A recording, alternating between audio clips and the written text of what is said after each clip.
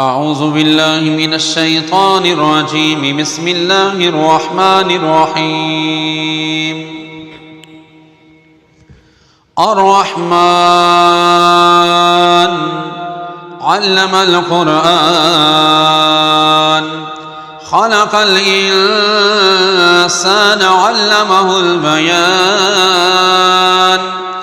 الشمس والقمر بحسبان والنجم والشجر يسجدان والسماء رفعها ووضع الميزان ألا تطغوا في الميزان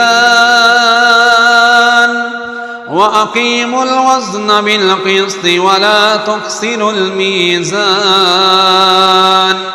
والأرض وضعها للأنام فيها فاكهة والنخل ذات الأكمام والحب ذو العصف والريحان فبأي آلاء ربكما تكذبان خلق الإنسان من صلصال كالفخار وخلق الجن من مارج من نار فبأي آلاء ربكما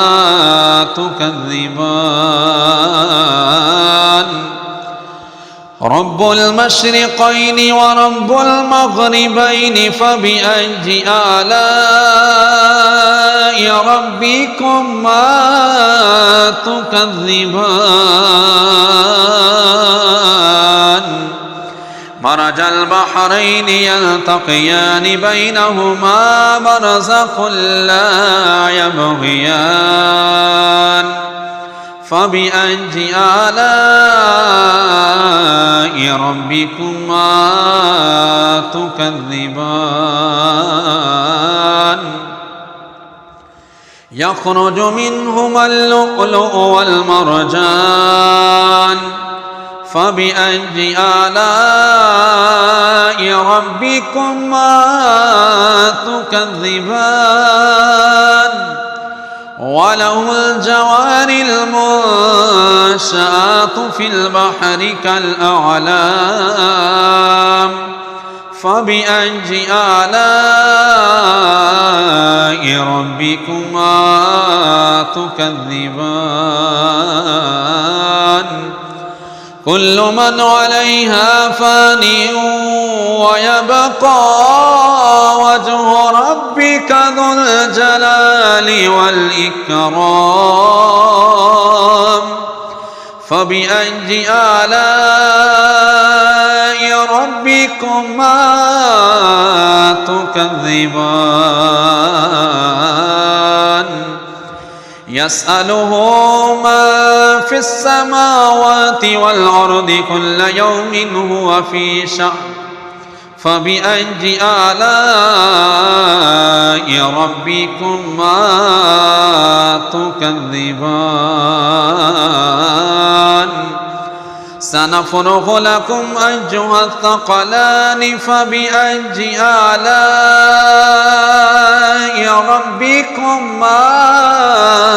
تكذبان يا معشر الجن والإنس إن استطعتم أن تنفذوا من أقطار السماوات والأرض فانفذوا لا تنفذون إلا بسلطان فبأي آلاء ربكما تكذبان يرسل عليكما شواظ من نار ونحاس فلا تنتصران فبأي آلاء ربكما تكذبان فإذا شقت السماء فكانت وردة كالدهان فبأي آلاء ربكما تكذبان فيومئذ لا يسأل عن ذنبه إنس ولا جان فبأي آلاء ربكما تكذبان يعرف المجرمون بسيماهم فيؤخذ بالنواصي والأقدام فبأي آلاء ربكما تكذبان هذه جهنم التي يكذب بها المجرمون يطوفون بينها وبين حميم آن فبأي آلاء ربكما تكذبان ولمن خاف مقام ربه جنتان فبأي آلاء ربكما تكذبان ذواتا أفنان فبأي آلاء ربكما تكذبان فيهما عينان تجريان فبأي آلاء ربكما تكذبان فيهما من كل فاكهة زوجان فبأي آلاء ربكما تكذبان متكئين على فرش بطائنها من استبرق وجنى الجنتين دان فبأي آلاء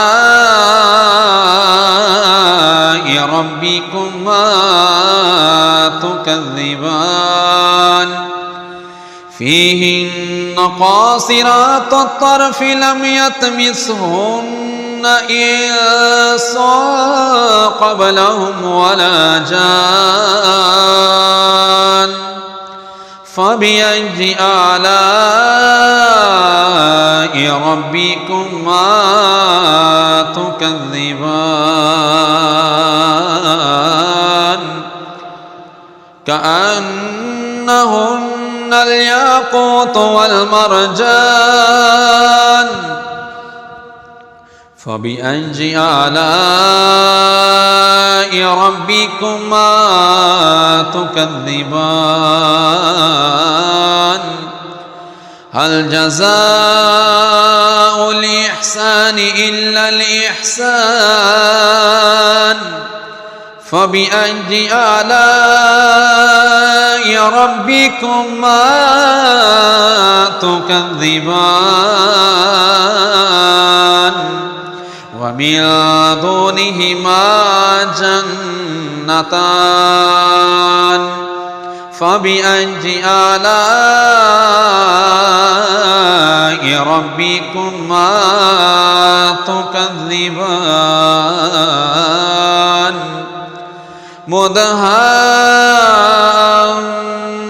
نعمتان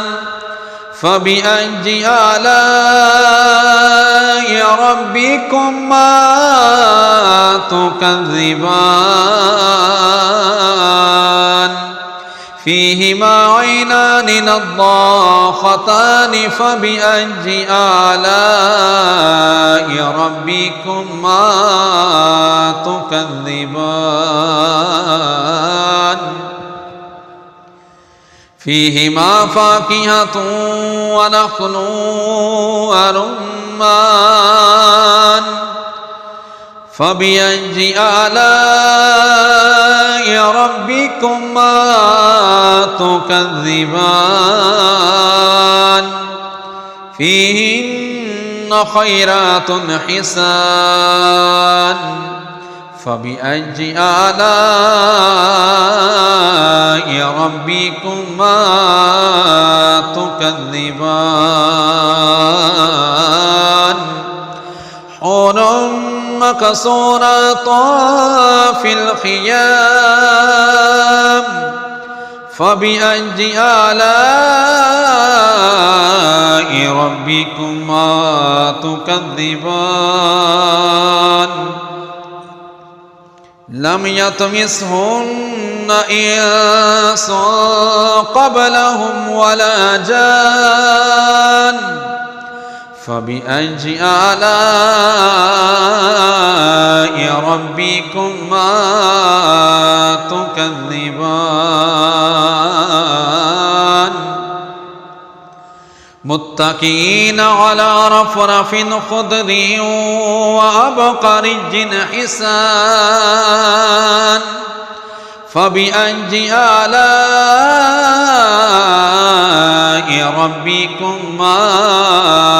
تكذبان